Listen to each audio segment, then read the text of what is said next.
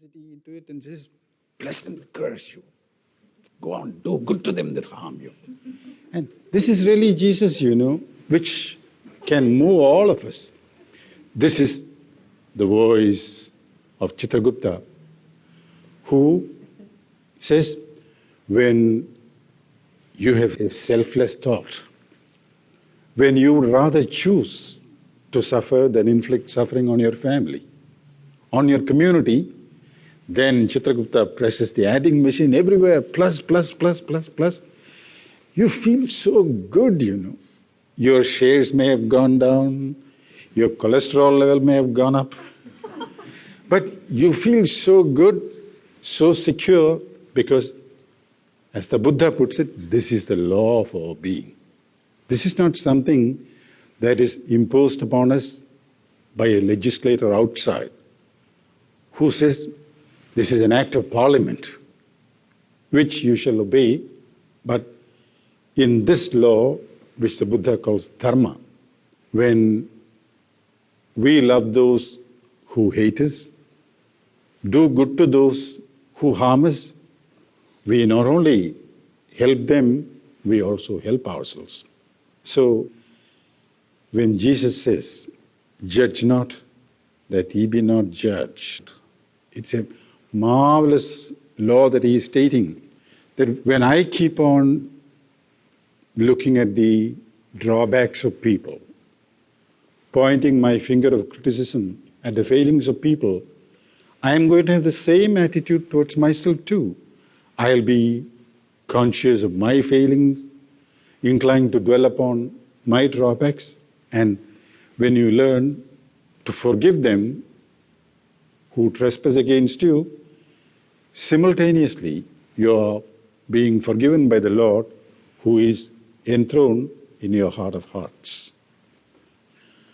Thou, O Lord, thunderest forth thy judgments over me.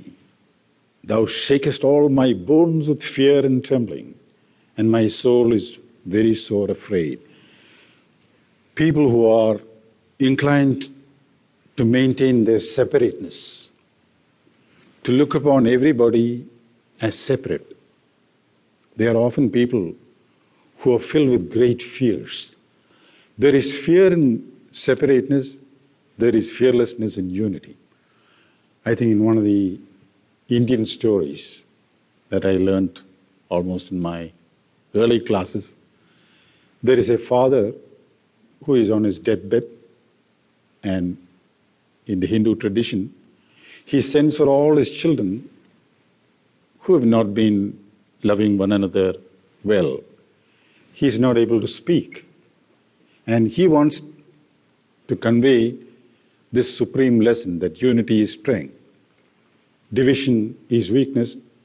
He just takes up a bundle of faggots from the fireplace and he asks them to break the bundle. Every one of them tries to break the bundle, but they are not able to do it. Then he signs to them, untie the bundle of faggots, take each stick by itself and try to break it. Everyone is able to break it and throw away. And this is the same story that applies to you and me when we look upon others with suspicion, often our dear ones, and try to impose our self-will upon others. We are violating the unity of life and breaking ourselves and breaking others into the bargain. Violence breaks people. Violence breaks up people, breaks up societies, breaks up countries, breaks up the whole world. Non-violence, based on love and respect for all, brings people together, establishes them in the unity that is the Lord. I stand astonished, and I consider that the heavens are not pure in thy sight. If in angels thou didst find wickedness, and didst not spare even them, what shall become of me? In other words, all of us, as long as we are human, we are likely to have a few blemishes. And as long